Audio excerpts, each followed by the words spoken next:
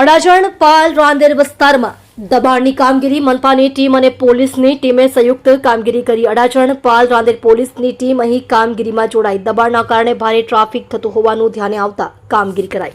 આપ જોઈ રહ્યા છો ગુજરાતની સૌથી પહેલા ખબર આપતી Surat express news channel director Rajesh Manglani સાથે।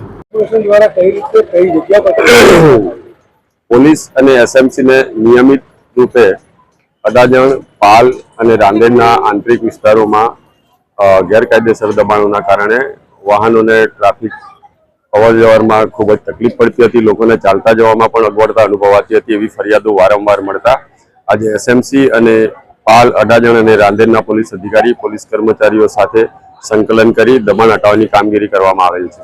વાત કરીએ તો કેટલા દિવસ આ ઝુંબેશ ચલાવવામાં આવશે અને લોકોને શું અપીલ કરવામાં આવશે? લોકોને હું એટલી જ અપીલ કરું છું કે આ જે સુવિધાઓ કે ગેરકાયદેસર દબાણો હટાવવામાં આવે છે એ આપને ટ્રાફિકમાં કે અવર જવર કરવામાં કોઈ તકલીફ ના પડે, ચાલવામાં કોઈ તકલીફ ના પડે। જ્યારે પણ આપને ફાયરની સુવિધાની જરૂર હોય કે એમ્બ્યુલન્સની જરૂર હોય તો એ સાધનો તાત્કાલિક આપની પાસે પહોંચી શકે એ હેતુસર આ ટ્રાફિક દબાણ હટાવવાની કામગીરી કરવામાં આવેલ છે। આ કામગીરી હવેથી નિયમિતપણે સમયાંતરે કરવામાં આવશે। કેટલા બંદોબસ્ત પોલીસનો લાગેલો હતો, કોર્પોરેશનનો હતો? આ કોર્પોરેશનના ઘણા બધા અધિકારીઓ છે, પોલીસના પણ 40-50 જેટલી પોલીસ છે, પોલીસ અધિકારીઓ પણ છે।